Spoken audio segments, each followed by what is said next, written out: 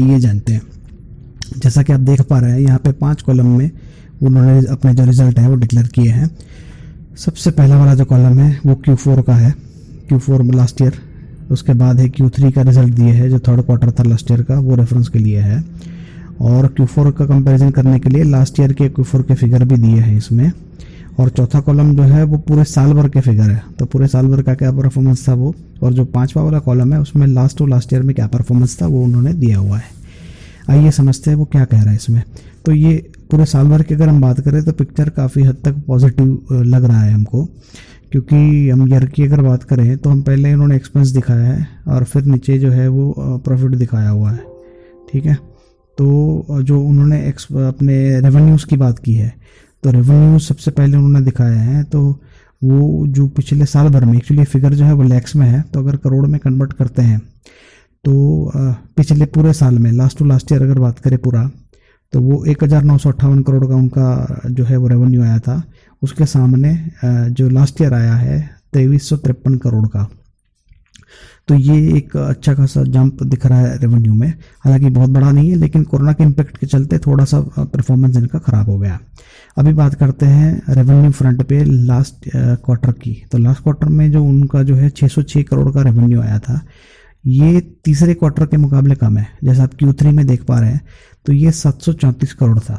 तो 734 करोड़ से वो 606 करोड़ पे आ गया है। उसमें कहीं ना कहीं वो कोरोना की इम्पैक्ट होगी, क्योंकि जो मार्च के लास्ट के 2 हफ्ते थे उसमें रेलवे पे काफ़ी इम्पैक्ट आया था, और वर्चुअली 23 के बाद 24 के बाद तो बंद ही हो गया था।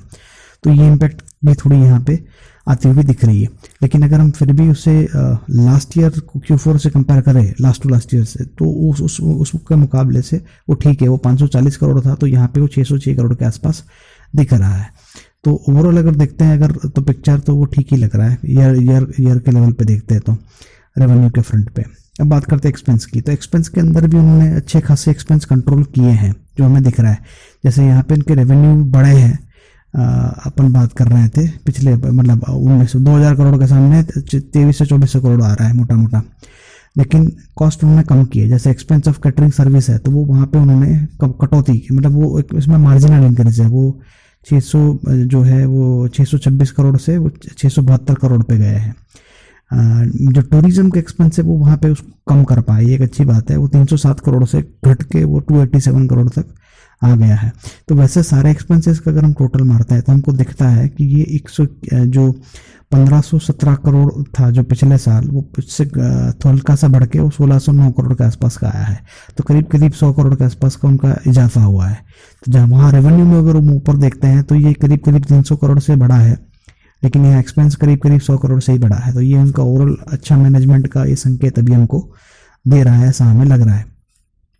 वैसे ही अगर हम टोटल एक्सपेंस और टोटल रेवेन्यू की बात करें दोनों क्वार्टर की, तो जो पिछले क्वार्टर में जो 606 करोड़ का रेवेन्यू आया था ऊपर, जैसा आप देख पा रहे हैं, उसके सामने 398 करोड़ यहाँ पे हमें दिख रहा है। तो 398 करोड़ करीब 400 करोड़ का जो है वो टोटल एक्सपेंस हुआ था, और 734 करोड़ के सामने जो क्वार्टर 3 में ये करीब 464 करोड़ के आसपास के फिगर जो है वो आए हुए थे। तो अगर जैसे लास्ट में अगर आप नीचे देख पा रहे हैं प्रॉफिट बिफोर टैक्स का, तो प्रॉफिट बिफोर टैक्स जो है ये क्वार्टर 4 में रहा है 208 करोड़ का, जो कि क्वार्टर 3 में था 270 करोड़। तो ये एक थोड़ा सा इनके लिए ड्रॉबैक है, क्योंकि पिछला क्वार्टर ऑफकोर्स कोरोना का इम्पैक्ट था, लेकिन उसके बावजूद भी ये थोड़ा जो है ये थोड़ा परफॉर्मेंस इनका ख़राब हुआ है। तो जैसे हमने देखा है मेजर कोई दिक्कत आ रही है तो कुछ नहीं है, लेकिन वो ओवरऑल अगर पिक्चर हम देखते हैं तो वो ठीक ही है। क्यों ठीक है? जैसा हम यहाँ पे देख पा रहे हैं कि 478 करोड़ का उनका प्रॉफिट बिफोर टैक्स था, जबकि यही 745 करोड़ का हो गया है ईयर, अगर हम साल का पूरा देखें तो ये एक अच्छी बात है। अभी हम अगले स्लाइड पे जाते हैं, तो उसमें देखते हैं जब प्रॉफिट बिफोर टैक्स जो है, तो ये हम ऑलरेडी देख चुके हैं, ये रिपीट हो रहा है स्क्रीनशॉट।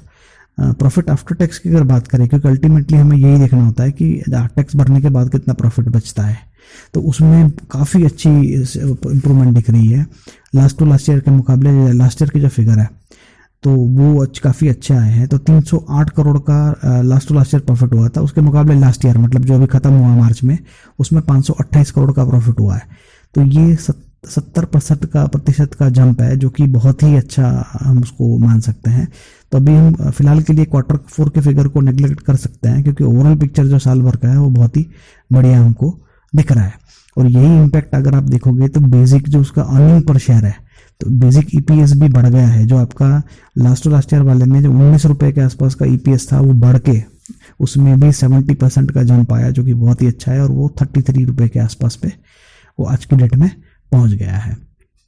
तो ये अच्छी बात है। एक और अच्छी न्यूज़ ये है कि उन्होंने ये इनका जो लेटर है उन्होंने दिया हुआ है, तो फाइनल डिविडेंड वो 2.5 रुपये का उन्होंने प्रपोज किया है, 10 रुपये के उनके फेस वैल्यू के शेयर के ऊपर। ठीक है, तो subject to approval of shareholder है, लेकिन आप शेयर होल्डर का अप्रूवल तो मिल ही जाता है, क्योंकि पैसा तो शेयर होल्डर को भी मिलने वाला है, तो कोई इशू नहीं है।